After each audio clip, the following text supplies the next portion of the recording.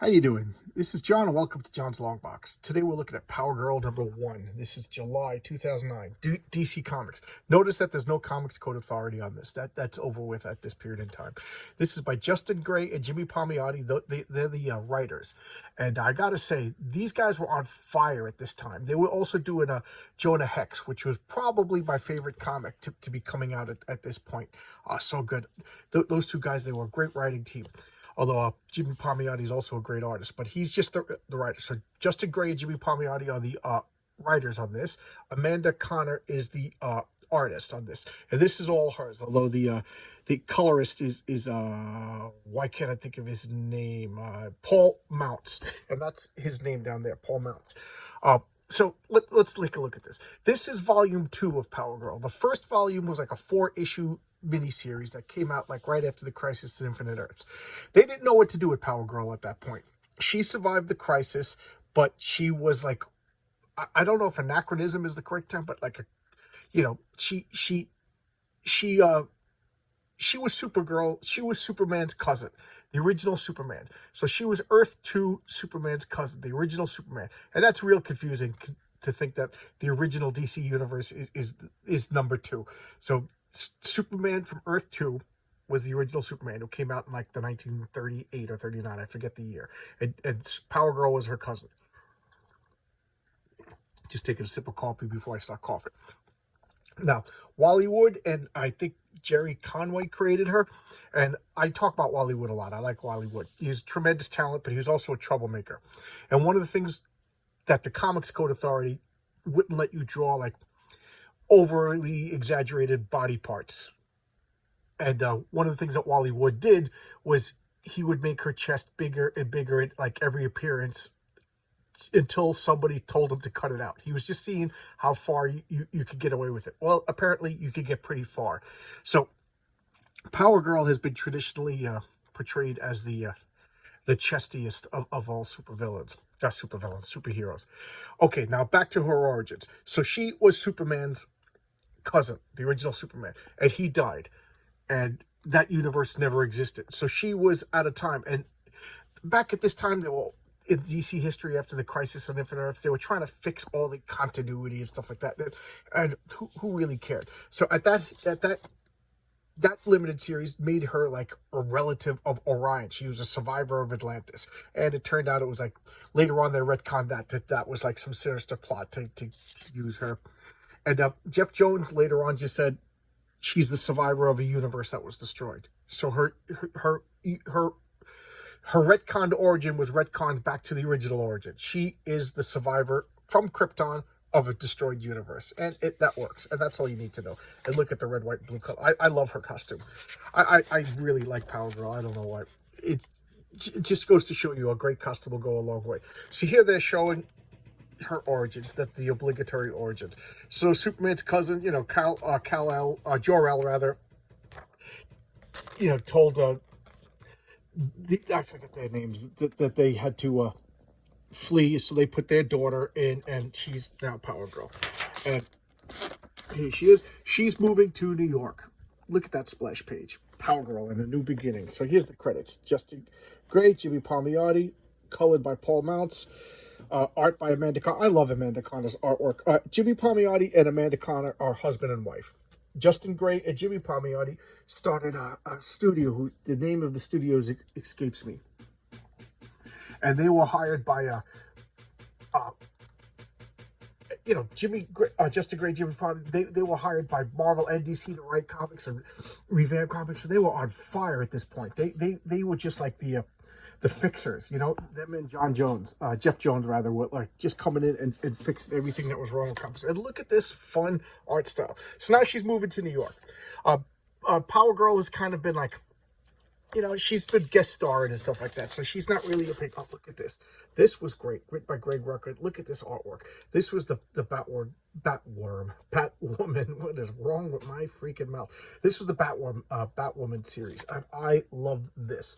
Oh my God, did I love that series. This artwork, you could have just taken away all the dialogue and I would have still bought it. This artwork was phenomenal. To the point when J.H. Williams III left, I really contemplated dropping it because I didn't realize how much the art carried that comic for me. But anyway, let's get back to Power Girl.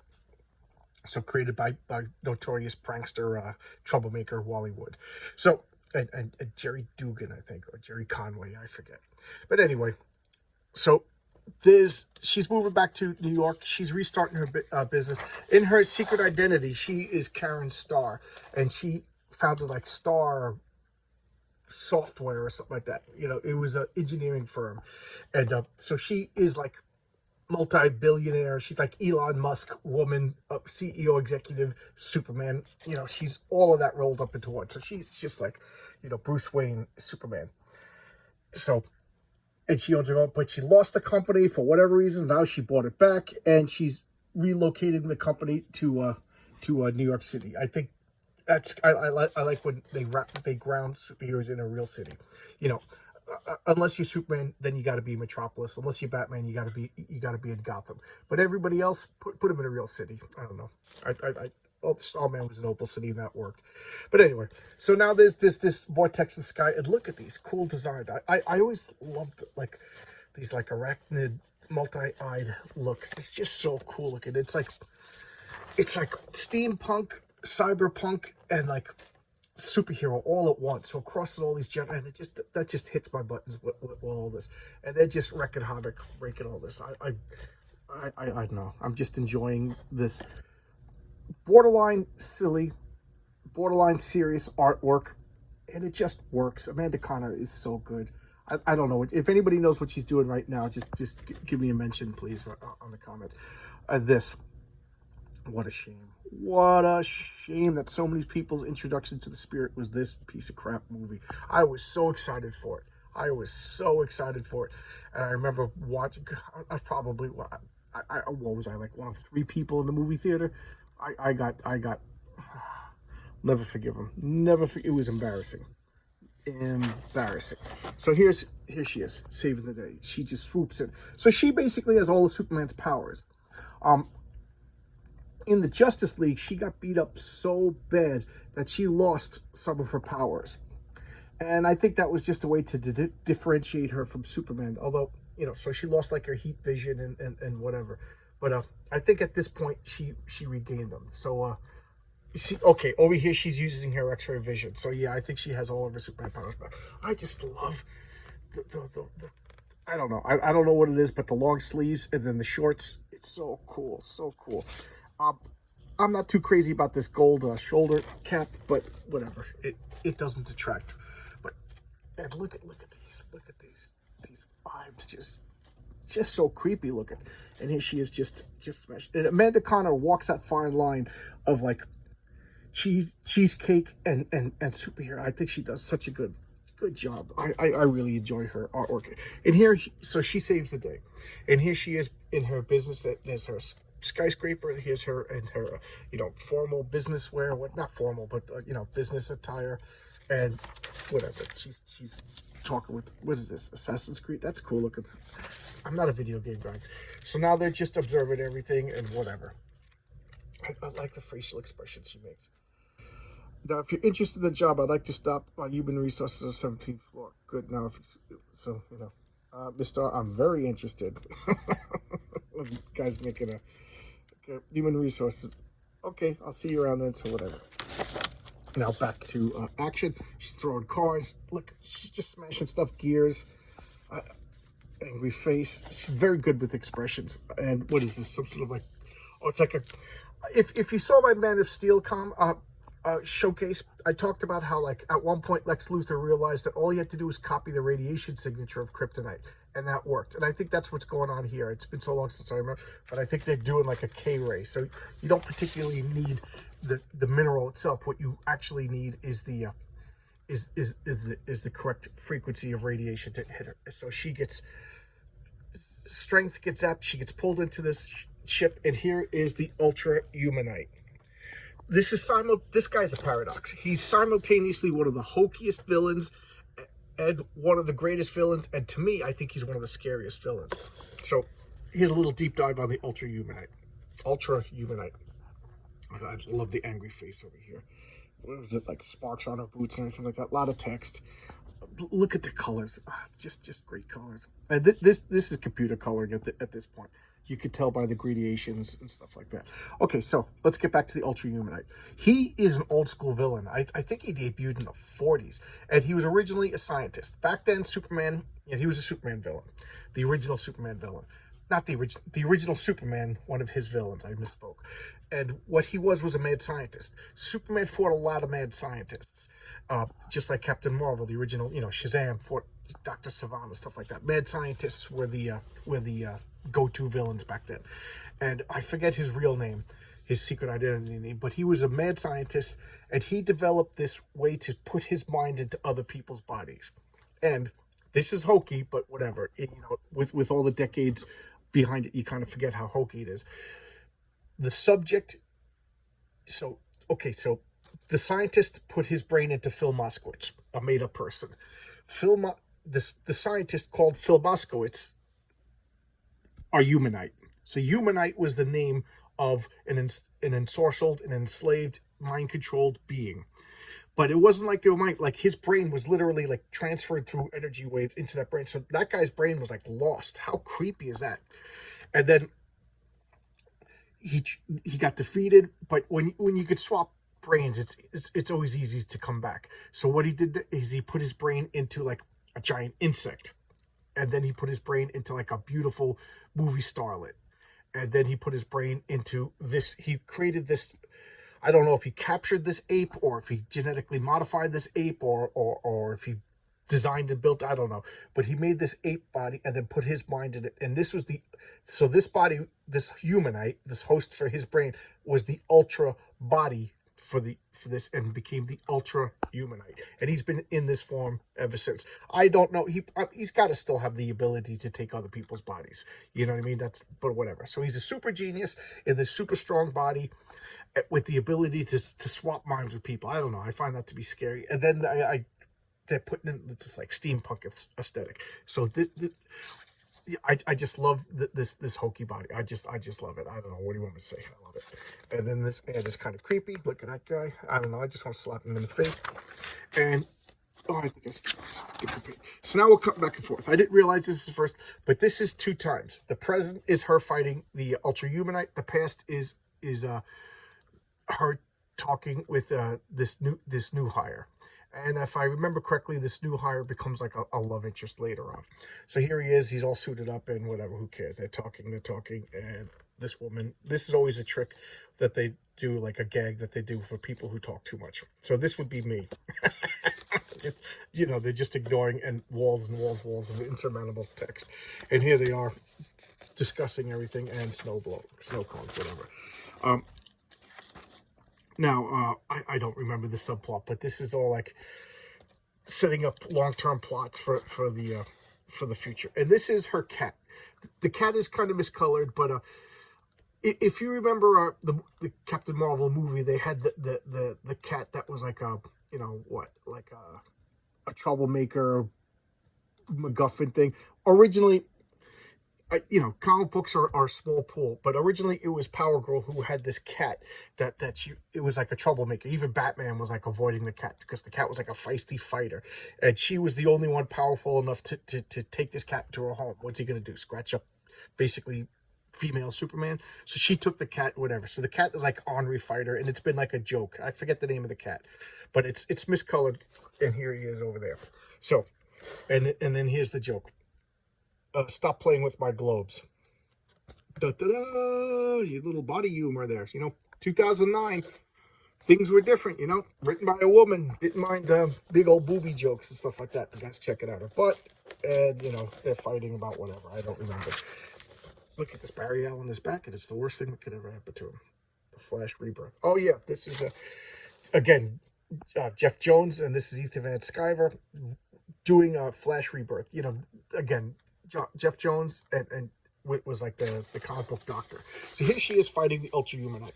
And again, I don't know why I find this like such a paradox. He's kind of hokey, but he's kind of scary. He's kind of old fashioned, but he's kind of like he's retro future. Like I think like if they were ever to do a Flash Gordon comic book, you would have to do it like a retro future aesthetic. You know, like, this is what we think the future would look like as visioned by people from the 30s and 40s. And that's what this guy, I don't know, he's just like retro future. I really like that. And here they're fighting, okay? And she's hitting her with the kryptonite rays again, and the minions are blasting her apart. And this is super hokey. I can't even defend it. But this is something that is such a comic book trope. He sends out all these gravitational waves and lifts up the entire island of Manhattan. Ta-da! The entire island of Manhattan is floating in the sky. The Ultra Humanite is that kind of villain. What's this? Oh, Blackest Night. Jeff Jones, Ivan Reyes. Oh yeah, this was the last comic book event that I compulsively collected everything for. After this, I realized it's just too expensive and I don't enjoy it. So believe it or not, this was like the first chink in the armor, the first crack appearing of me like getting tired of mainstream comics and these constant cash grabs. On the plus side, it was a great story with excellent art. So it was just too many unnecessary tie-ins, and I was super compulsive at this point, and I just made a clean break. I stopped getting DC at the New 52. I figured that was a good jumping off point, and then I stopped getting DC stopped getting Marvel in 2014, just because I wanted to get into it and I talked about it too much. So here's the island of Manhattan. It's just floating in the sky. How many times did they do that? They did it in Thor. They did it in the Avengers. They did it in this. They just do it all the time. And Adam Smasher. I guess he's showing up in another comic. He used to be called Nucleon, a name that is so bad it physically pains me to say Nucleon. But when they changed it to Jeff Jones, fixes everything. There's the cover to Power Girl #2. And here we got Hugh Jackman as Wolverine. Okay, so this was a really fun run. It had a lot. It had everything. It had humor. It had super heroics. It had excellent art. It was just a fun title. There's no other way to describe it. You got the feeling that Justin Gray and Jimmy Palmiotti and Amanda Conner, they were having a blast doing this comic, putting this comic out, and I looked forward to this. Its cancellation was missed. I really missed it when they canceled it. This was everything I wanted out of comic book. Superheroes, yeah, cleverness, inventiveness, a little bit of silliness, a little bit of, it was fun. It was a fun comic. That's it. I could repeat myself over and over again, but if you take away everything else, the essence of this comic was it was a fun, joyful comic. She's smiling all the time. It didn't wallow in depression and misery.